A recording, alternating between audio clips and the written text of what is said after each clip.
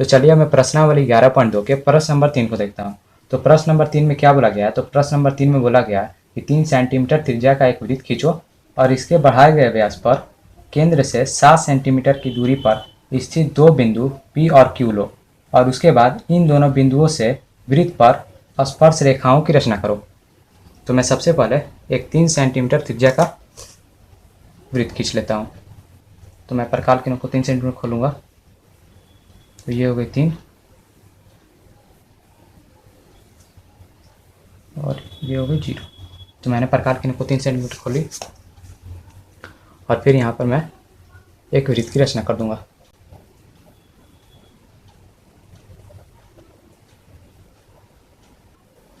तो ये हो गई 3 सेंटीमीटर त्रिज्या वाली एक वृत्त की रचना और फिर मैं इसके केंद्र का नाम मैं O दे दूंगा।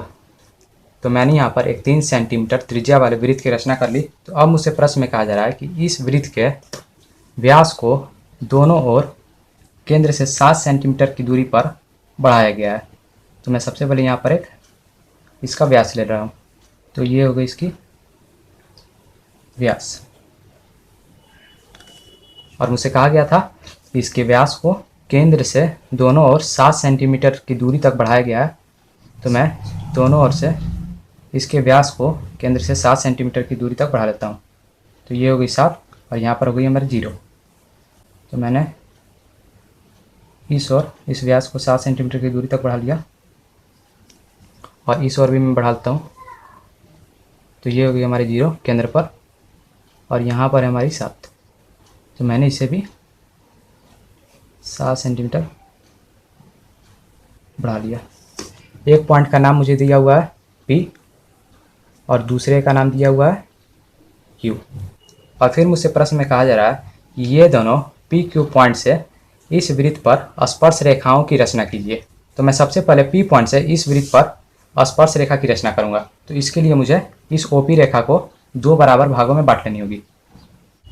तो 2 बराबर भागों में बांटने के लिए मुझे प्रकार की नोक को इस रेखा के आधी ज़्यादा खोल लेनी होती है और फिर एक चाप ऊपर लगानी होती है और फिर एक चाप नीचे लगानी होती है और प्रकाल को बिना छेड़छाड़ किए P पॉइंट पर रखनी होती है और फिर एक चाप ऊपर और फिर एक चाप नीचे लगा देनी होती है और फिर इन दोनों पॉइंट को आपस में ज्वाइंट कर देनी होती है।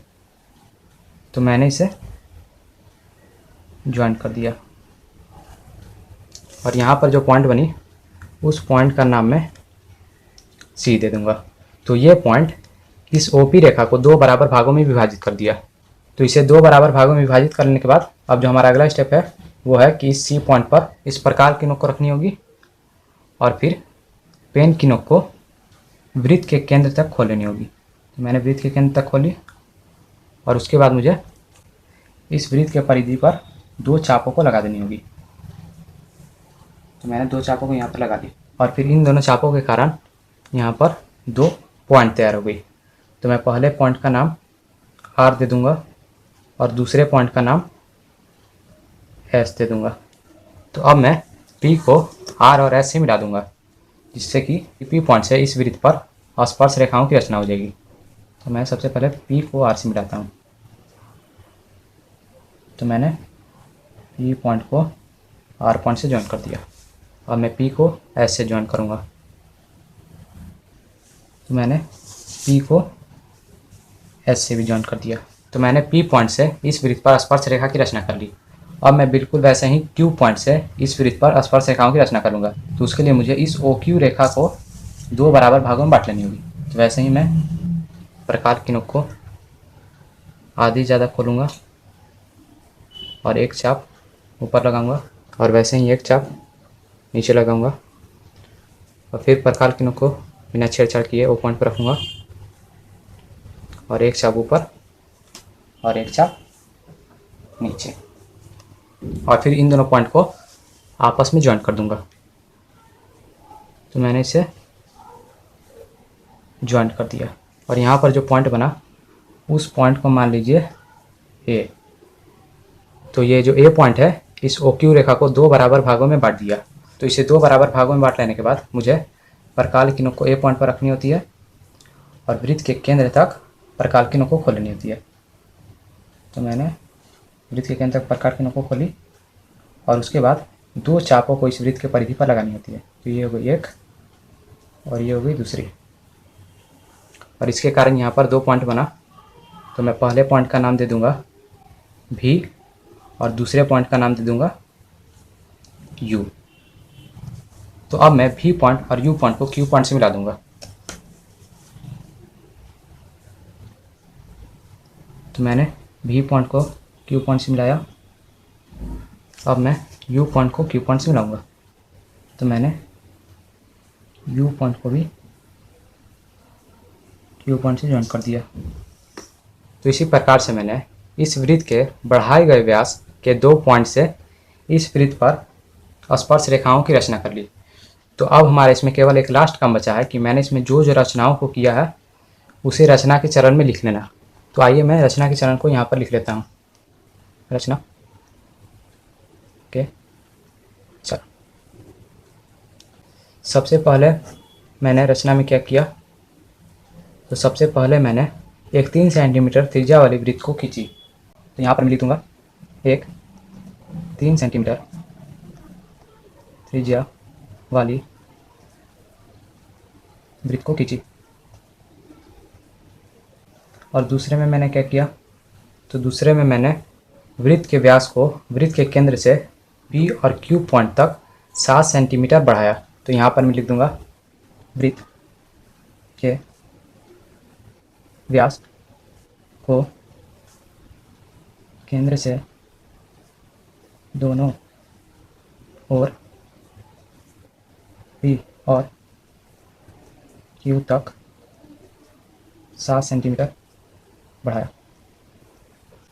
और तीसरे में मैंने क्या किया, तो तीसरे में मैंने इस ओपी रेखा को 2 बराबर भागों में बांट दिया। तो मैं यहाँ पर लिखूँगा ओपी रेखा को 2 बराबर भागों में बांटा। चौथे में मैंने क्या किया, तो चौथे में मैंने प्रकाल की मदद से ओसी के माप को लेकर पेन की नोक से वृत्त के परिधि पर 2 चापों को लगाया। तो यहाँ पर मैं लिख दूंगा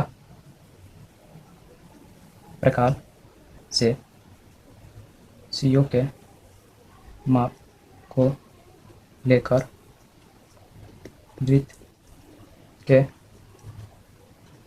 परिधि पर 2 चापों को लगाए। और पांचवें मैंने क्या किया सर, तो पांचवें मैंने इस OQ रेखा को 2 बराबर भागों में बांट दिया। तो यहाँ पर मैं लिखूँगा OQ को 2 बराबर भागों में बांटा। और छठे में मैंने क्या किया सर, तो छठे में मैंने OA का माप लेकर इस वृत्त पर 2 चापों को लगाया। तो यहाँ पर मैं लिखूँगा प्रकाल से OA का माप लेकर वृत्त पर 2 चापों को लगाया। और सातवें में मैंने क्या किया, तो सातवें में मैंने P को R और S तथा Q को V और U पॉइंट से मिलाया।